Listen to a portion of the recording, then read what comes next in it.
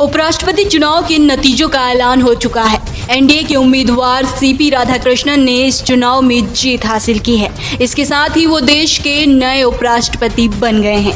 राज्यसभा के secretary general PC Modi ने चुनाव के नतीजों का ऐलान किया। सीपी राधाकृष्णन इस चुनाव में 452 वोट लाए। उनके सामने विपक्ष ने सुप्रीम कोर्ट के रिटायर्ड जज बी सुदर्शन रेड्डी को मैदान में उतारा था। रेड्डी को महज 300 वोट ही मिल पाए। भाजपा ने दावा किया है कि चुनाव में जमकर क्रॉस वोटिंग भी हुई है। उपराष्ट्रपति चुनाव में राजग उम्मीदवार सीपी राधाकृष्णन का सीधा मुकाबला विपक्ष के संयुक्त उम्मीदवार सुप्रीम कोर्ट के पूर्व जस्टिस बी सुदर्शन रेड्डी से था। सोमवार को संसद परिसर में पक्ष और विपक्ष दोनों खेमे में सियासी गहमा गहमी रही। It is a victory for every Indian that we all have to work together.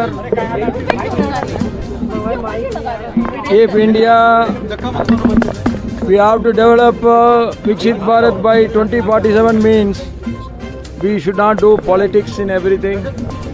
We have to forget, once the election is over, we have to forget the politics and we have to concentrate on the development. I will, in the new capacity, I will try my best for the development of this nation. But sir, earlier we have seen that opposition raised so many questions. Do you think you got new responsibility now? They will support opposition. What is your message? In democracy, Yes.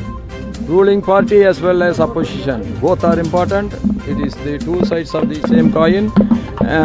The interest of the democracy will be taken into account. Sir, Mr. Kharge seems to have lost faith in VP post, sir. He is saying that he would expect you to have that equal footing for opposition, and he is also saying that you won't succumb to the dispensation. Every post is important, but every post has its own limitations. We have to understand that and we have to work within that framework. Thank you. Thank you. See, it is the other side camp said it is a ideological fight.